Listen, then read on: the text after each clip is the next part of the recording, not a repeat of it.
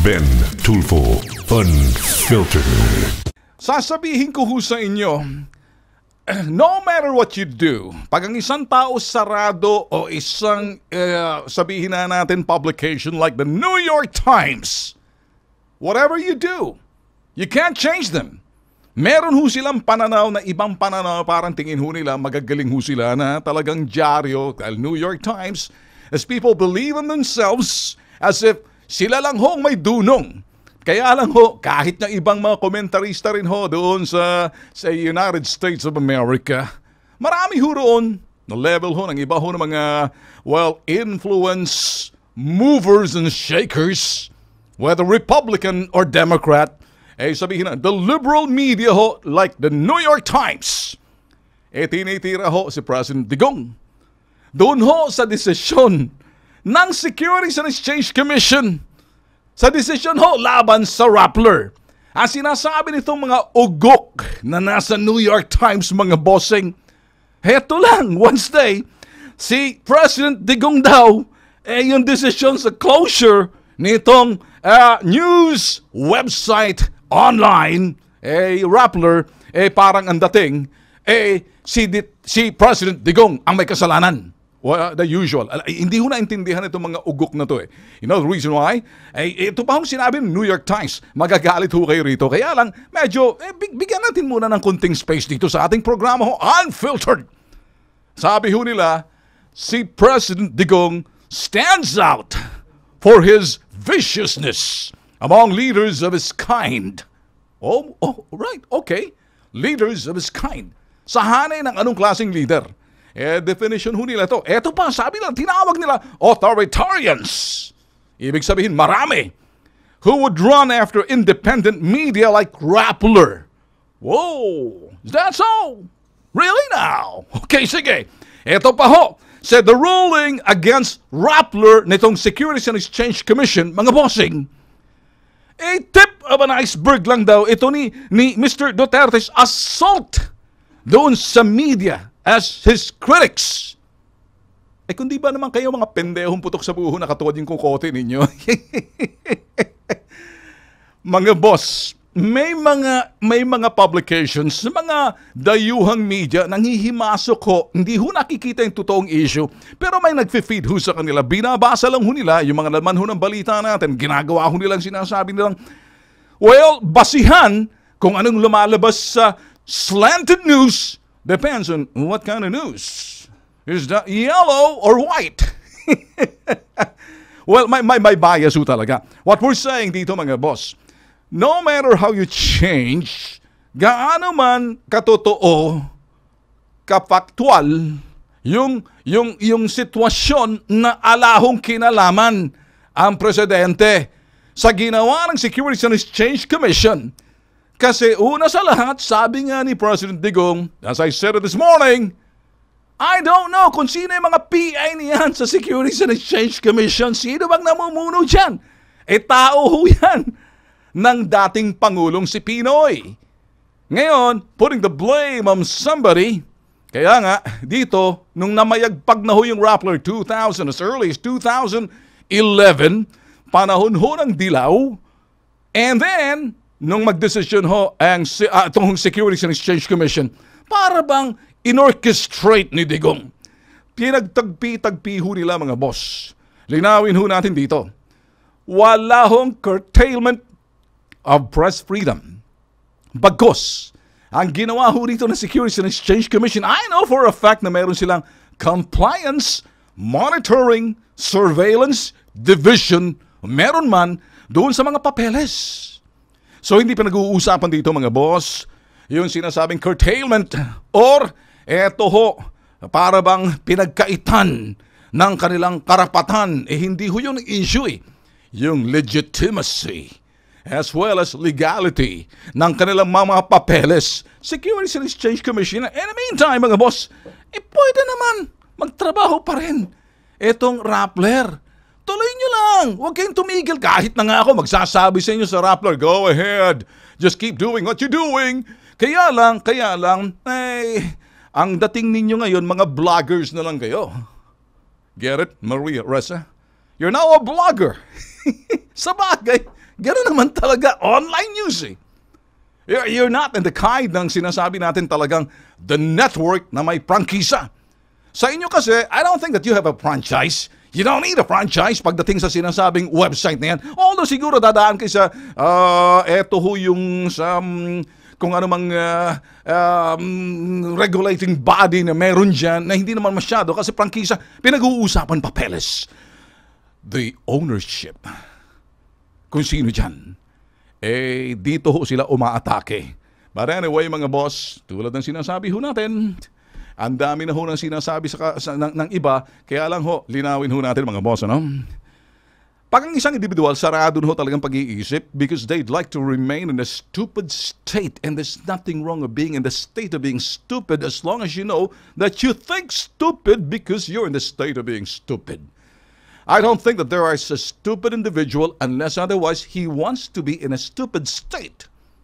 So now, some people, some publications like New York Times and others, the liberal media in the U.S., they want to stay in a stupid state and they have this thinking that maybe to others, the bias would be thinking, maybe you want to be in a stupid state because you know what? The facts are being twisted. And that's the reason why you're being called the state of being stupid. Pag medyo ang tao isang estupido, hindi natin pwedeng sisihin. They just want to be in the stupid state with their stupid, the way they look at their perspective and their perception. Not factual, not the basis of legalities, not the other things na kinakailangan mong gawin at sundin. Just comply. That's all there is. Nothing more, nothing less. Ben Tulfo, Unfiltered.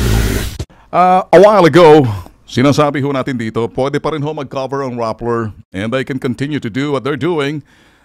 Kung pag-uusapan mga boss, the coverage that they're supposed to be doing, continue lang kayo. Hindi ba? Cover your beat. Sabi ho ng Palace as bloggers. Sabi ho ni Harry Roque.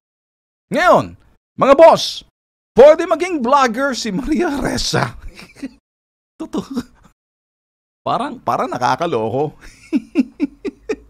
Vloggers. Okay.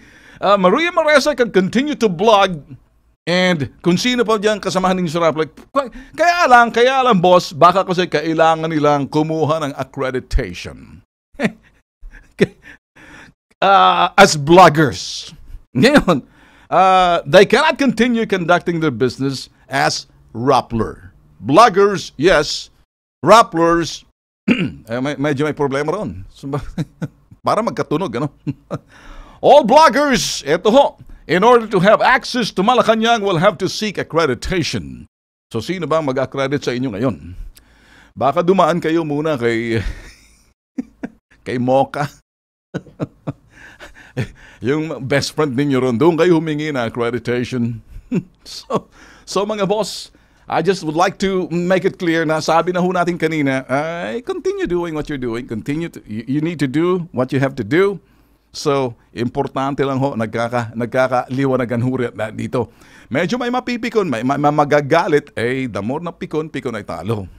Anyway, so mga boss, continuing what we're saying, by the way, tomorrow, dito ho sa ating programa ho, live sa ating studio ho, tomorrow, si Secretary ng DPWH, si Mike Villar, Unfiltered.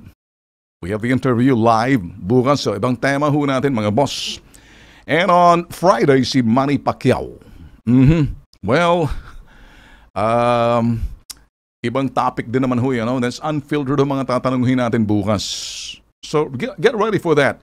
We're still adjusting to the program na ginagawa ho natin while in the process, nag-i-evolve ho kami. So, if you wanna participate by engaging with us sa pamamagitan ho ng aming Facebook page, and that is Ben Tulfo Unfiltered, or nakalink ho yung aming palabas sa aming Bitag Multimedia Network, go ahead.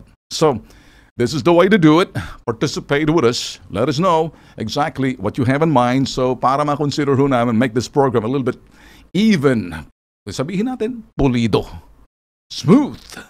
But for a time being, we're doing a soft launching. And by the way, ito hong Ben Tulfo Unfiltered, talagang social media production ho to eh. But then again, nilipat ho namin 5:30 to 6. Bago ho mag-news si Tul Erwin to give him enough time sa kanyang newscast mamaya mga boss. Susunod ho sa atin. And while speaking of something di ho rito, marami ho mga estudyante na nakikisawsaw. And there's a lot of, sabihin natin, how do I call them? Students, editors, youth. Tinitira ho nila ang Securities and Exchange Commission sa ginawa ho ng SEC sa Rappler. Tulad ho ng College Editors Guild of the Philippines. Ito raw ho sila ay magtitipon-tipon daw ho sila. Bukas, January 19, sa Boy Scout Circle. Diyan lang ho. Sa Timog, diyan lang ho. Ito raw ho sinasabi nila. Is it on Thursday? And then for the Black Friday protest. Ano kayang ibig sabihin nito? Ano kayang nasa isip na? Paprotesta raw ho sila. Nagbibigay lang ho tayo. What's coming up? They're condemning the Securities and Exchange Commission order, calling it clear attack on press freedom. The rally will be held with other media groups, including the National Union for Journalists of the Philippines.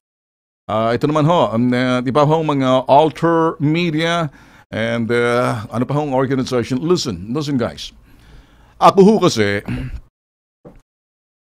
wag ho nating lituin, wag ho natin guluhin ito ho mga pangyayari. Magkakapikunan, emotions are gonna be high pagdating ho sa parting to. Pero kung hindi nyo ho kabisado kung anong nangyayari, stay in your school. I don't really want to use this word uncircumcised in the way you look and think. Uncircumcised thinking. When I say that, supot na pag-iisip sa inyong kabubutan. Tuliin natin yan para medyo, in a way, you know exactly the issue and then clearer ang dating sa inyo. Wala hong panggigipit. Wala hong panggigipit sa mga periodista. Nagkakataon lang, etong pagkakataon na to, this is your choice. And there will be consequence. It's not a choice about what you stand for, whether kayo'y opposition, whether kayo'y dilaw, or whether kayo'y sabihin na natin arrogant, whether kayo'y adversarial or confrontational in the way you think. Because whatever this administration will do, it'll always be wrong. Lahat ho ng mga bagay gagawin ho ng administrasyon, laging mali, alang tama. Hanggat nandyan, nakaupo ang isang President Duterte at ang administrasyon para sa inyo, mali. At gagawa kayo ng mga hakbang at palalakihin nyo yung isang bagay na sinlinaw ng sikat ng araw, ginagawa nyo sinlinaw ng tubig, imbornal o burak. See this? Why am I saying this? Sabi nga yung ownership the legitimacy, the legality, and the operation ng inyong kumpanya, Rappler. Ngayon, well, as regard doon sa other media network like ABS-CBN, that's another story. As regard doon sa Inquirer, well, ang utang na yan ay dapat bayaran. I said it this morning, I'm saying it again. So, may panggigipit ba sa mga periodista? May panggigipit ba sa mga periodista? Maangas kayo. You want to be an arrogant prick? Go ahead, be an arrogant prick. But you got to be able to take it. You know, the heat in the kitchen. If you can't take the heat in the kitchen, might as well get out. So, dito kasi kung nagkakainitan na, base doon sa for every action, there will be a corresponding reaction. For every choice, there will be consequence. And the consequence may be not so desirable or undesirable or disastrous. So, depends. Your choice, your consequence. Kaya mga boss, sinasabi ho natin dito, linawin lang ho natin dito.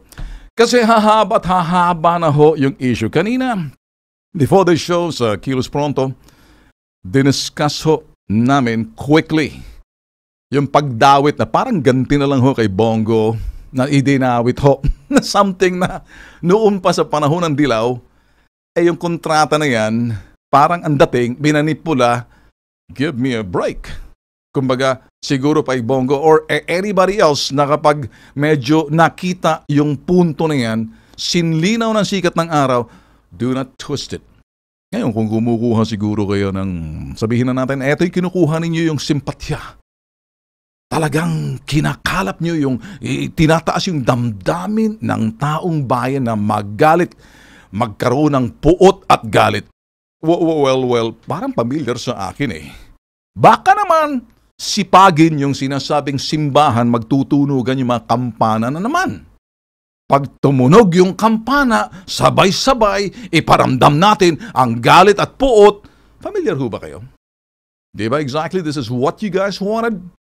Because of your, sabihin natin, dissatisfaction, hindi lang dyan, disgust, dislike, dito sa sinasabing administrasyon and their effort against the drugs noon, and sabay-sabay ang kampana patunugin. Baka umabot tayo dyan. Now, the kids, the millennials. You know, kung pag-uusapan ho rito ang issue, millennials, for those of you in school, those of you acquiring the acquisition of knowledge is what the student should be doing in the universities or colleges. Pero what you're doing is being used into something like politicking. Maybe you say, I would like to exercise my freedom of expression. Question really is, really now, is there really freedom of expression? Do you get it exactly? Or nadadala kayo? Are you taking a stand? Do you really look at the issue? Kasi kung itoong ibang mga estudyante ho natin, nakikisama, nakikibaka. Makibaka, huwag matakot. Lumang tugtugin yan Well, dumarating din sa panahon na yung mga nag-aaral sa mga universidad estudyante, sometimes you gotta be radical sa iyong pag-iisip, and it's always nice to be out there in the street. And there's excitement, and exciting to be out there in the street. And then you're trying to find your identity and self-worth as a student. Maybe sooner or later you'll find out that in a way the reality is mali ata. Kasi hindi nagsasabi siya, you gotta listen, you gotta read carefully, read between lines. You need to research sa Securities and Exchange Commission kung kayong mga nasa pamamahayag. You got to investigate, verify, validate every information available. Lalong-lalo na kayo sa mga school, sinasabi natin mga editors, you, the campus journalist, you, yung mga school organ na yan, do it right. Huwag kayo madala or makikisimpatya, makikibaka dito sa Rappler. You know what you should be doing. Kung ako sa inyo, go. Try to cover. Interviewin nyo yung decision mismo kung sino yung head ng Securities and Exchange Commission. Ipakita sa inyo yung mga bagay na gusto nyo makita. Then start speaking out. After the fact na nagawa ninyo, huwag yung sumakay kayo na ginagamit yung damdamin ninyo. Emosyon. Well, you cannot be rational if you're emotional. Yun ang ginagawa ng iba Ginagalit yung taong bayan. Binibigyan ng galit at puot. Talagang ito'y ang gustong mangyari, magkaroon ng galit at magkaroon ng walang katiyakan. Sa panahon ho ngayon, mga boss, siguraduhin natin na hawak natin yung utak natin. Huwag natin hayaan kung sinong mga Poncio Pilato, potok sa buho na maaari paglaruan ang ating bubot na isipan na baka hinahangaan nyo porket sila'y nasa ganare, ganyan, mag-imbestiga muna. Ngayon pala mag-practice na kayo. Alam mo kang sinasabing independenteng pagiging journalist o yung talagang lehitimong mamamahayag. Do a little legwork. And that way, you see the truth. Huwag kayong pareho huwag nyo gagayahin yung mga ugok, yung mga hindi nag-iisip, yung mga saradong isipan. Whatever you do, sarado na yan eh.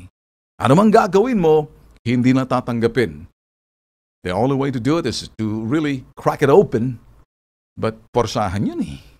May mga bagay na kuminsan sa mundong ito, ano man ang gagawin mo, hindi mo makukumbinsi. Sa anumang paraan, kung paano man, hindi mo na mababago dahil may sarili silang persepsyon at pananaw. Kahit anong gawin mo, totoo man o hindi, nagkaroon na sinasabing bagay na ito na yung nabuo sa kanilang isipan. Mali kasi ang nakaupo. Mali yung taong nandyan. Mali yung presidente. Lahat na sasabihin nyo, isisisi ninyo. At the end of the day, hanggang marcha na lang ba? That's all it takes. This has been Tulfo Unfiltered. See you tomorrow. Ben Tulfo Unfiltered.